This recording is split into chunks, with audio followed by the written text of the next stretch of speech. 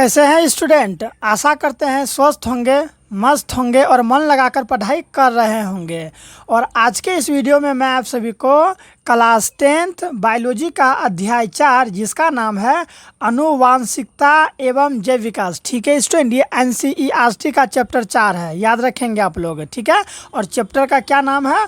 आनुवांशिकता एवं जैव विकास। इसके मैं आप लोगों को टोटल VVI ऑब्जेक्टिव प्रोवाइड करवाने वाला हूँ।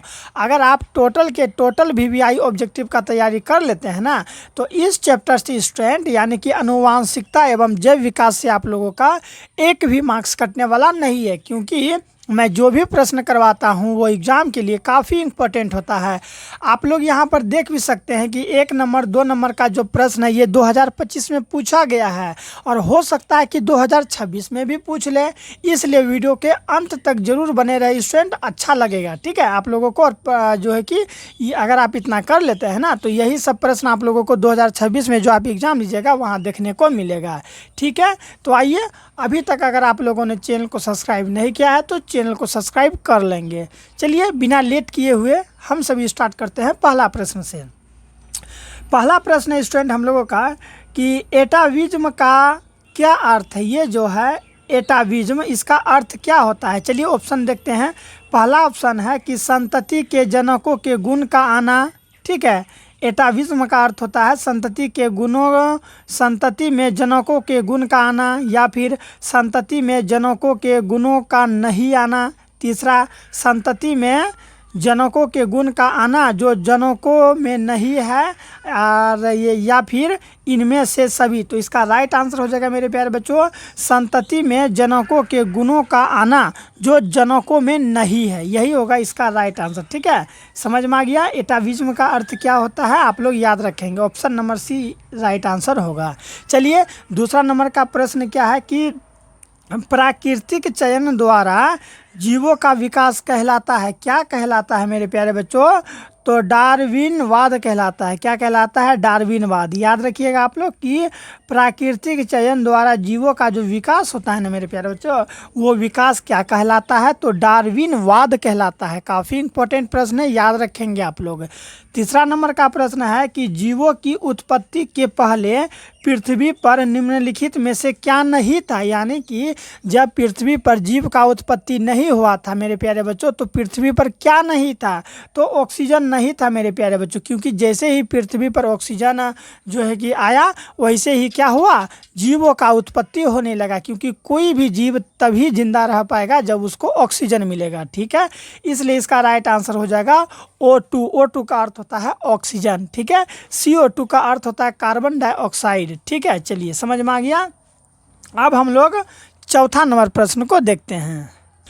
मनुष्य में कितने जोड़े गुणसूत्र पाए जाते हैं? बताइए मेरे प्यारे बच्चों कि जो मनुष्य होता है ना, उसमें कितने जोड़े गुणसूत्र पाए जाते हैं।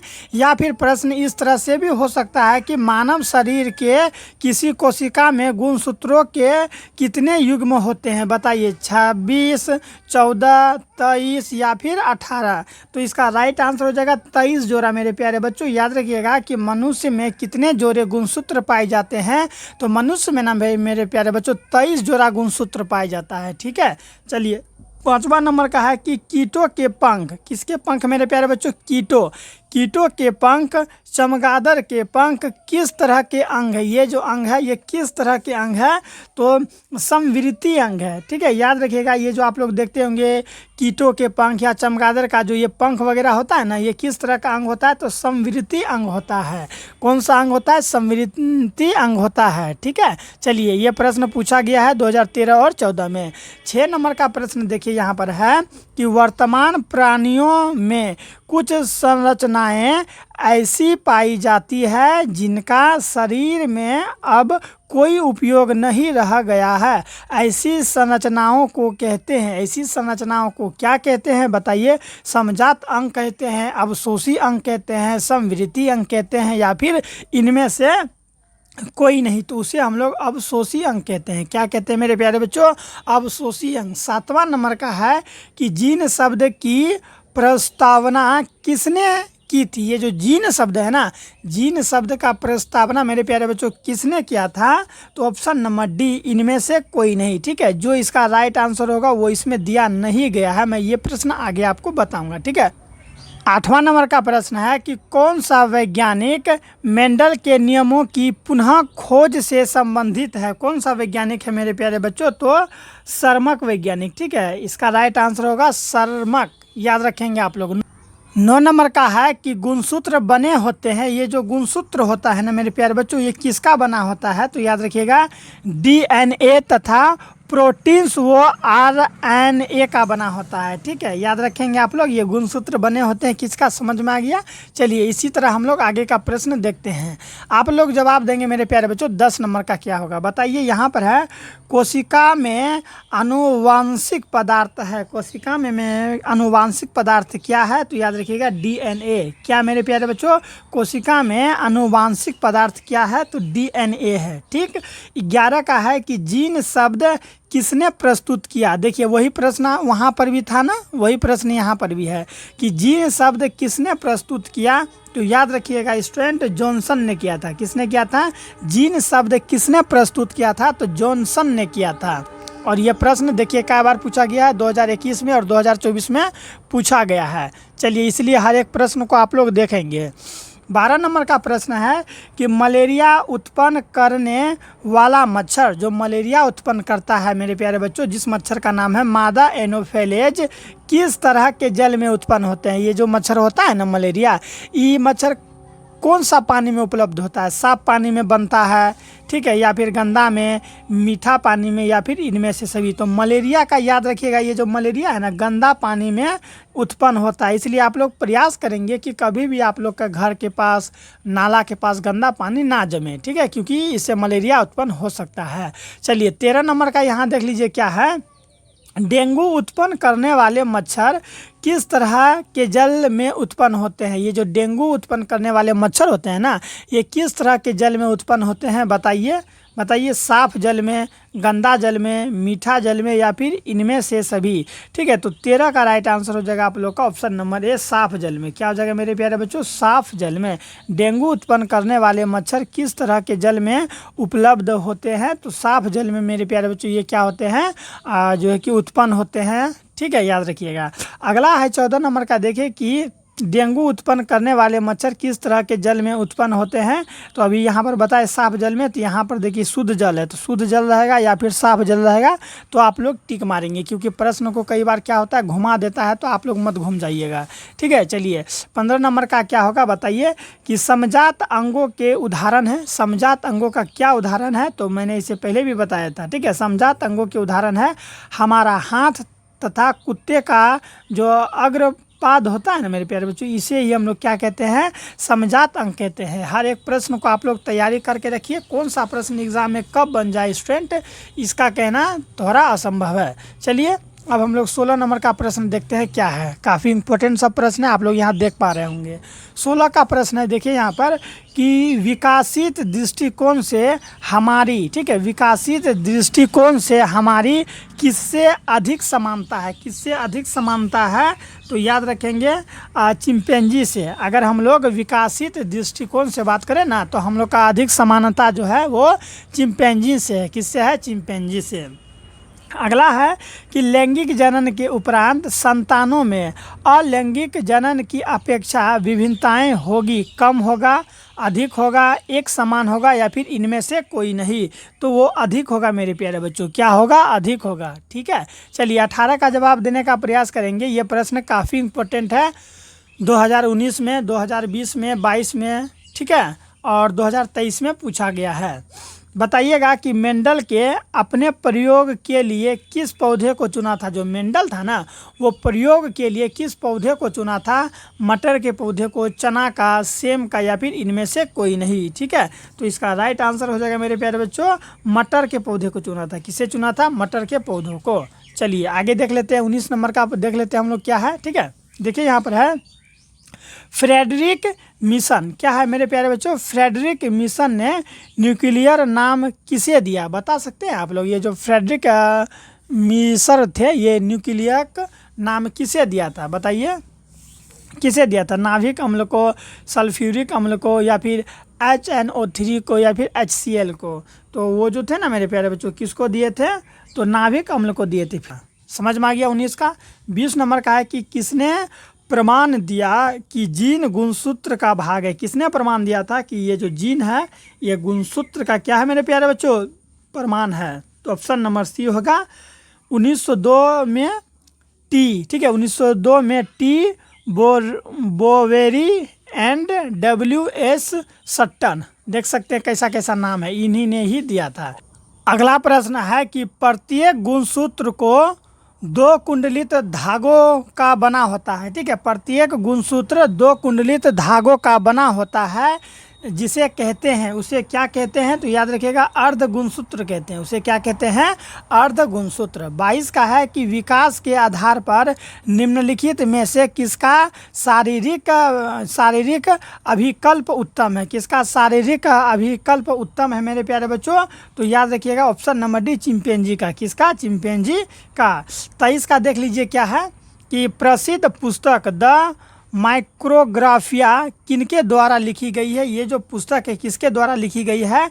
तो रॉबर्ट हुक के द्वारा लिखी गई है। किसके द्वारा? रॉबर्ट हुक के द्वारा ये पुस्तक लिखी गई है, ठीक है। 24 का है कि निम्न में से कौन बौने पौधों के लिए दर्शाता है? ठीक है, बौने पौधों के लिए क्या दर्शाया जाता है? तो देखिए बौना पौधा अर्थात बौना छोटा होगा ना, तो छोटा के लिए हम छोटा टी दर्शाते हैं, डबल छोटा टी, ठीक है। ये बौना पौधा के लिए दर्शाया जाता है। 25 का देख लीजिए कि कौन सा अभिलक्षण वंशागत नहीं है? कौन सा अभिलक्षण है जो कि वंशागत नहीं है? बताइए। आँख का रंग, या फिर चमड़ी का रंग, शरीर का आकार, बाल की प्राकृतिक। तो इसका राइट आंसर हो जाएगा चमड़ी का रंग। ये जो है मेरे प्यारे बच्चों कौन सा अभिलक्षण वंशागत नहीं है। ज़रूरी नहीं है कि आपका वंश काला था तो आप भी काला होंगे, ठीक है। वही चीज़ यहाँ पर दिया गया है। चलिए, क्योंकि ये वंशानुगत नहीं है, याद रखेंगे आप लोग, ठीक है। चमड़ी का रंग इसीलिए देखते होंगे किसी का दादा परदादा अगर कालो था तो उसका आने वाला जो समय में पोता वगैरह होता है वो वाइट होता है ना। वही चीज़ है, ये डिपेंड नहीं करेगा कि वंश से ही चलेगा। 26 नंबर का है कि द्विसंकर क्रॉस के फलस्वरूप उत्पन्न पौधे का फिनोटोपिन, ठीक है मेरे प्यारे बच्चों, क्या फिनोटोपिन अनुपात था? क्या था फिनोटोपिन अनुपात? तो इसका राइट आंसर हो जाएगा 9:3:3:1। ऑप्शन नंबर बी ये होगा इसका राइट आंसर, ठीक है। अगला है कि स्त्रियों में लिंग गुणसूत्र होते हैं। स्त्रियों में लिंग गुणसूत्र कितने होते हैं? तो याद रखिएगा XX होता है, ठीक है। स्त्रियों में लिंग गुणसूत्र कितने होते हैं? तो XX लिंग गुणसूत्र होते हैं। किसमें? स्त्रियों में। 28 नंबर का देखिए क्या है कि पुरुषों में लिंग गुणसूत्र होते हैं। किसमें? पुरुषों में जो है ना XY होता है। किसमें होता है? पुरुष में XY लिंग गुणसूत्र होता है और स्त्रियों में केवल XX होता है। इस चीज़ को आप लोगों को याद रखना है। अगला देखिए 29 का कि प्राकृतिक वर्ण दिख रहा है ना, प्राकृतिक वर्ण द्वारा जैव विकास के सिद्धांत की परिकल्पना किनके द्वारा की गई थी? किनके द्वारा की गई थी? तो डार्विन के द्वारा की गई थी। किसके द्वारा की गई थी मेरे प्यारे बच्चों? डार्विन के द्वारा की गई थी, ठीक है। तो इस तरह से हम लोग ने 29 प्रश्न को समाप्त कर लिया। आइए अब हम लोग आगे देखते हैं, ठीक है। टोटल इसमें लगभग हम लोग 60 प्रश्न आप लोगों को बताएंगे। 60 प्रश्न अगर समझ लेते हैं ना तो आपको इस अध्याय से कोई दूसरा वीडियो देखने का ज़रूरत नहीं पड़ेगा। चलिए बताएंगे आप लोग, जल्दी जल्दी थोड़ा करने का हम लोग प्रयास करेंगे। 30 नंबर का बताइए कि मनुष्य का वैज्ञानिक नाम है। मनुष्य का वैज्ञानिक नाम क्या है? तो होमो सेपियंस है। क्या है? होमो सेपियंस, ऑप्शन नंबर सी। 31 का है कि मानव का उद्भव कहाँ हुआ था? तो मानव का उद्भव अफ्रीका में हुआ था। कहाँ हुआ था? अफ्रीका में। चमगादड़ एवं पक्षी के पंख किस प्रकार के अंग के उदाहरण है? किस प्रकार के अंग के उदाहरण है? तो याद रखेंगे आप लोग मेरे प्यारे बच्चों, समरूप अंग के उदाहरण है, ठीक है। चमगादड़ एवं पक्षी के पंख किस प्रकार के अंग के उदाहरण है? तो समरूप, ठीक है, समरूप अंग के उदाहरण है। 33 का देखिए यहाँ पर है कि प्राकृतिक वर्ण द्वारा जैव विकास इन सिद्धांतों के जनक थे। बताइए प्राकृतिक वर्ण द्वारा जैव विकास इस सिद्धांत के जनक कौन थे मेरे प्यारे बच्चों? कौन थे? तो याद रखिएगा चार्ल्स रॉबर्ट डार्विन थे, ठीक है, चार्ल्स रॉबर्ट डार्विन थे। चलिए आगे देख लेते हैं हम लोग। 34 नंबर का प्रश्न क्या है यहाँ देखिए, ठीक है स्टूडेंट। चलिए अच्छा लग रहा होगा तो एक बार वीडियो को लाइक जरूर कर देंगे। 34 नंबर का देखिए यहाँ पर क्या है कि वंशागत नियमों का प्रतिपादन किसने किया। वंशानुगत ये जो है ना, वंशागत नियमों का जो प्रतिपादन है वो किसने किया था। तो 34 का ऑप्शन नंबर डी, ठीक है, किसने किया था, ग्रेगर जॉन मेंडल ने किया था। किसने किया था, ग्रेगर जॉन मेंडल ने। 35 का देख लीजिए यहाँ पर, ठीक है, किसका, 35 का, कि इनमें कौन सही है, इनमें कौन सही है मेरे प्यारे बच्चों। तो ये ऑप्शन नंबर बी, ठीक है, डी ऑक्सीरिबो न्यूक्लिक एसिड, ये सही है। बाकी ये सब जो देख रहे हैं आप लोग ये गलत है। 36 का, कि कान के निचले हिस्से को कहते हैं, कान का जो निचला हिस्सा होता है ना उसे क्या कहते हैं, तो कन पाली कहते हैं। उसे क्या कहते हैं, कन पाली कहते हैं। कान का निचला हिस्सा को क्या कहते हैं, कन पाली कहते हैं। समझ में आ गया। चलिए 37 नंबर का देखते हैं क्या है।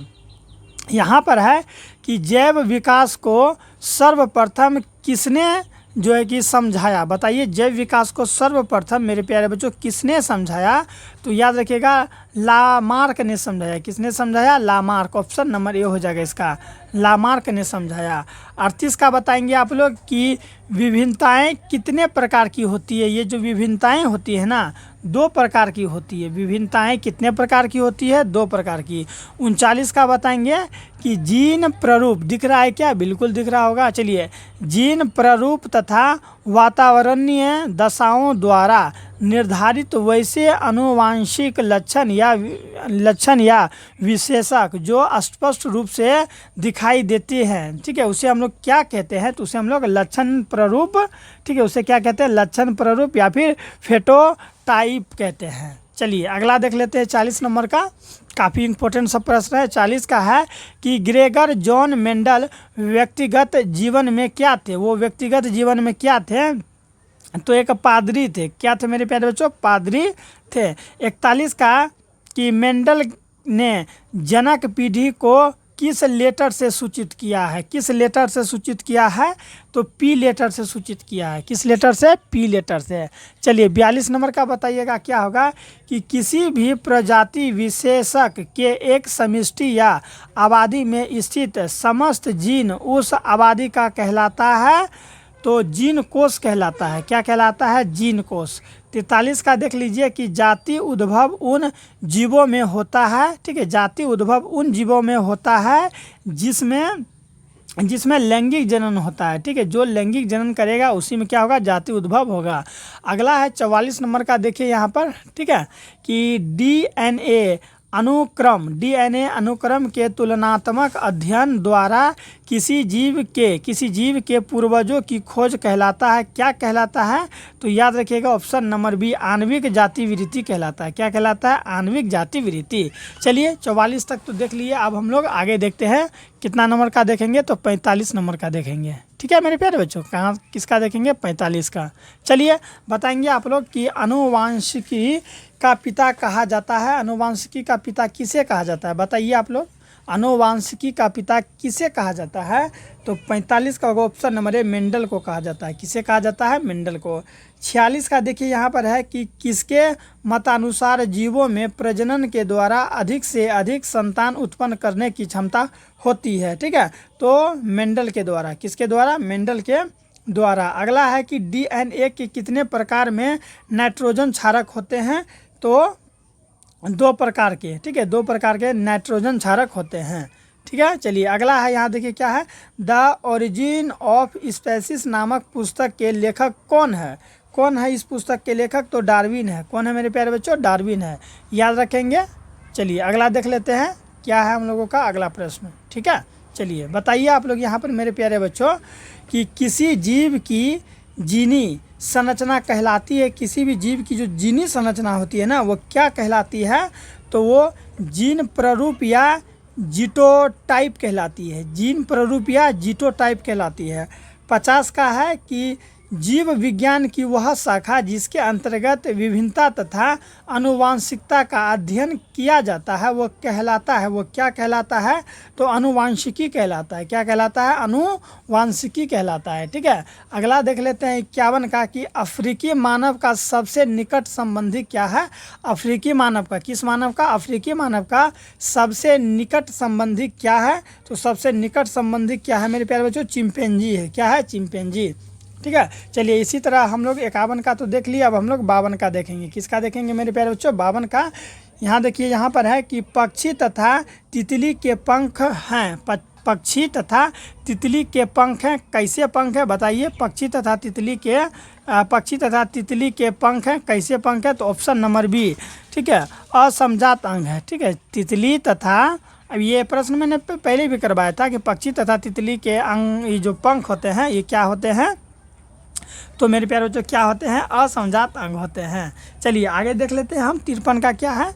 किसका देखेंगे? 53 का। जल्दी जल्दी आप लोग वीडियो को लाइक कर देंगे एक बार। 52 नंबर का है, ये 52 का देख लिए। 53 का है कि अवशेषी अंग का उदाहरण है। अवशेषी अंग का क्या उदाहरण है? तो अवशेषी अंग हम लोग कर्ण पल्लव की पेशियाँ इसे भी कहते हैं। पूछ क्या है? पूछ कसे रुकाएँ इसे भी कहते हैं। और निषेचक पटल इसे भी कहते हैं। इसलिए इसका राइट आंसर होगा इनमें से सभी। ठीक है, अगला प्रश्न है हम लोगों का 54 का कि निम्नांकित में अर्थात निम्नलिखित में से कौन सा अवशोषी अंग मानव में पाया जाता है? कौन सा अवशोषी अंग मानव में पाया जाता है? तो अपेंडिक्स अवशोषी अंग है, जो कि किस में पाया जाता है? मानव में। ये प्रश्न 19 और 20 में पूछा गया है। चलिए आगे देखिए, यहाँ पर क्या है, कितना का होगा? 55 नंबर का कि न्यूक्लियस शब्द किसके द्वारा दी गई है? तो ये जो शब्द है ना, किसके द्वारा दिया गया था? तो रॉबर्ट ब्राउन के द्वारा। ठीक है, रॉबर्ट ब्राउन के द्वारा दिया गया था। अगला है कि मानव शरीर की एक सामान्य कोशिका में कितने जोड़े गुणसूत्र होते हैं? कितने जोड़े गुणसूत्र होते हैं मेरे प्यारे बच्चों? तो 56 का ऑप्शन नंबर सी, 56 का ऑप्शन नंबर सी 22 जोड़े होते हैं। ठीक है, चलिए याद रखेंगे ना आप लोग? बिल्कुल रखना है।